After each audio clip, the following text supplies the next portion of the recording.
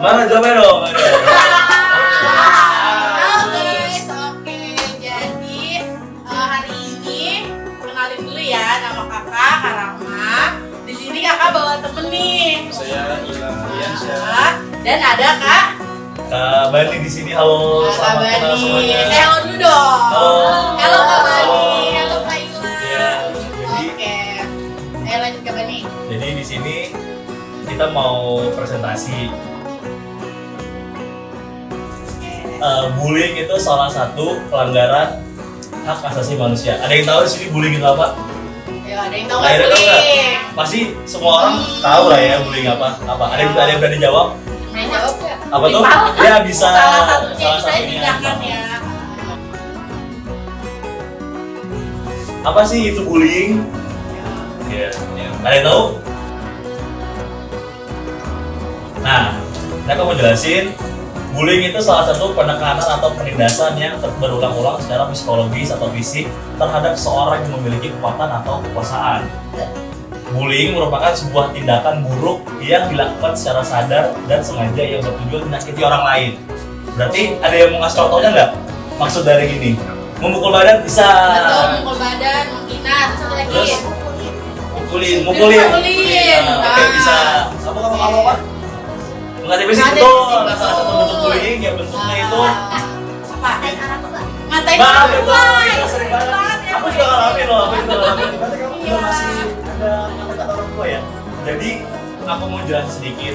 Kalau bentuk, tadi kan ada yang bilang tuh ada yang memukul, terus menonjokin orang, itu salah satu bentuk bullying yang bersifat fisik. Jadi menyakiti badan kalian. Kalau misalkan kalian tiba-tiba itu dipukulin sama orang, itu termasuk tindak bullying yang berulang-ulang. Ya kan, nah itu masuk ke fisik. Kalau yang mengatai orang tuanya, terus mengatai diri kamu kayak kamu jelek, itu termasuk ke psikologis. Jadi kena ke bagian dalam diri kita. Dan termasuk verbal ya. Iya, masuk verbal. Ada yang tahu HAM kebanyakan dari apa? Tadi itu udah ada spill-nya. Betul. Nah, hak asasi manusia itu apa sih? Coba Kak Rama jelasin. Jadi hak asasi manusia itu adalah hak yang mutlak yang diberikan oleh Tuhan kita. Hak untuk hidup, hak untuk mendapatkan kehidupan yang layak, hak untuk kesetaraan, hak untuk bergaul, dan hak lainnya. Hak manusia itu, hak asasi manusia itu adalah karunia dari Tuhan yang harus kita jaga. Kita sebagai manusia yang diberikan akal, harusnya itu kita bisa memilah dan memilih bagaimana kita harus bersikap. Lebih baik atau buruk? Mulai sekarang kalian kalau misalnya ada perbuatan tidak baik harus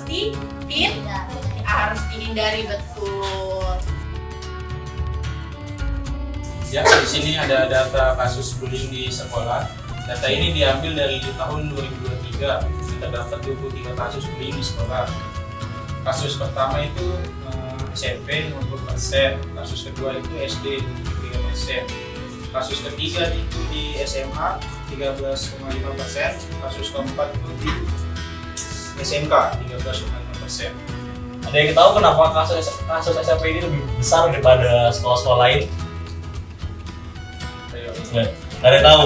Nah, karena SMP ini proses di mana kalian itu tumbuh menjadi dewasa. Yang proses gimana kalian itu gampang terpengaruh oleh orang lain.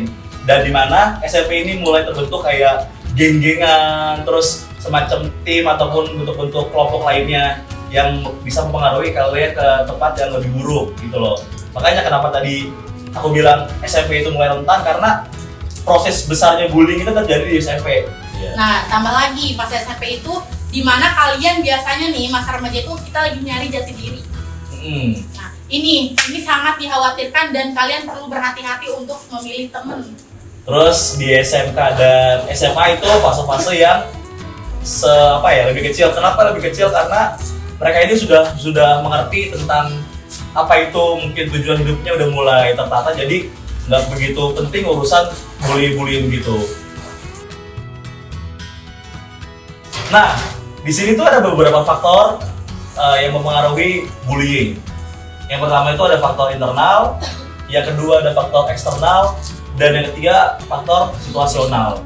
Faktor internal ya, faktor dari dalam. Berarti kan dari diri kita, ya. Mungkin dari diri kita itu belum bisa memilah-milih teman. Eksternal itu ada semacam kayak dari orang lain, misalkan dari yang orang tidak dikenal. Yang ketiga itu ada faktor situasional. Faktor situasional itu faktor yang saat ini. Nah, kenapa sih bullying itu melanggar hak asasi manusia?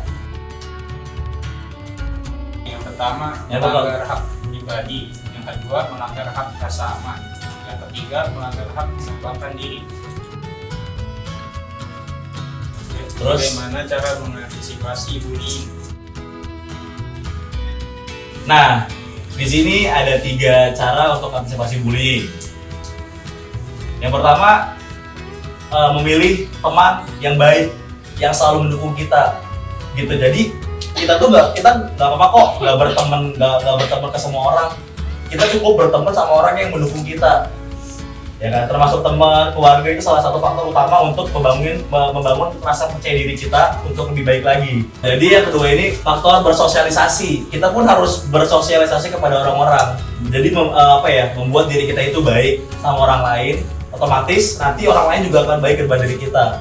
Yang ketiga ini lebih dampak apabila kamu tidak memilih teman yang baik dan tidak membangun relasi yang baik. Yaitu kamu akan mendapatkan teman yang jahat yang dapat merugikan orang yang dibully ini. Nah, kita mulai masuk. Bagaimana cara bersikap dan bertindak? Sikap kita gimana? Ya tadi sikap kamu apa? Dengan cara? Kalau yang lagi main games tadi.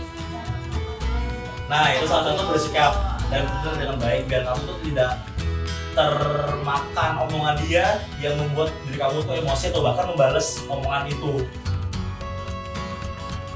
Di sini ada 4 cara untuk mencegah bullying. Ini salah satunya cara dan sikap ya untuk mencegah bullying. Pertama itu menasehati atau menegur bullying ya, betul kata Alia tadi. Kalau misalnya kita tuh harus berani menegur. Nah terus yang kedua tuh ada memberitahu orang dewasa. Contohnya memberitahu ibu kalian, ayah kalian, om tante ataupun orang dewasa lebih dewasa daripada kalian yang bisa kalian percaya.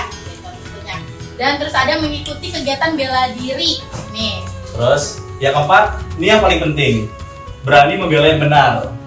Gitu. Misalkan teman belakang kamu nih mengalami bully, kamu jangan takut untuk membela dia karena dia itu benar.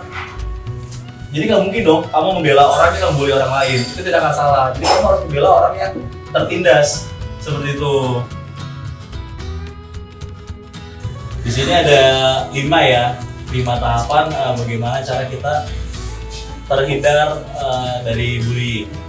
Yang pertama benar, ada itu tadi siapa yang bilang membangun relasi pertemanan? Ini gue ini. Kedua ya, nah itu benar membangun pertemanan yang baik. Karena balik lagi sebelumnya support yang baik itu support dari orang-orang terdekat kita. Nah yang kedua, kita nggak boleh terpancing atas bulian itu. Lanjut, Rama. Oke, tumbuhkan rasa percaya diri. Jadi kalau misalnya ada yang ngatain nih kalian, misalnya kalian nggak bisa matematik, kalian katanya langsung bodoh gini, jangan langsung, oh iya aku bodoh ya. Akhirnya apa? Akhirnya kalian nggak percaya diri. Kalian harus belajar. Kalau kalian ada yang bertanya seperti kayak gitu, buktikan kalau kalian tidak seperti itu. Terus ada berani bersikap. Nah, hak atas diri sendiri, berani bersikap, faktor internal yang tadi udah disebutin. Terus ada tunjukkan prestasi. Nah, balik ke yang nih, tunjukkan rasa percaya diri contohnya. Kalau kalian dikatain bodoh, kalian belajar. Jangan udah katain bodoh, akhirnya nggak belajar, ya akhirnya bodoh beneran. Jangan seperti itu. Jadi tunjukkan prestasi. Pelaku bullying, kalau misalnya kita menunjukkan prestasi, nanti dia malu sendiri deh, ya. Jadi ya udah, terima kasih ya kalian sudah mau hadir ke sini, sudah mau melihat penjelasan dari kami. Terima kasih atas waktunya dan semoga kita bertemu lagi di tugas-tugas lainnya. Terima kasih juga Kak Rama atas anak-anak didiknya yang sudah mau hadir. Juga aku mohon maaf bila aku ada salah kata ataupun penjelasan yang gimana-gimana, aku mohon maaf. Terima kasih. Kalau masih ada yang bingung boleh nanya ke kakak ya. Ya. Oke. Oke. Kita sama kalian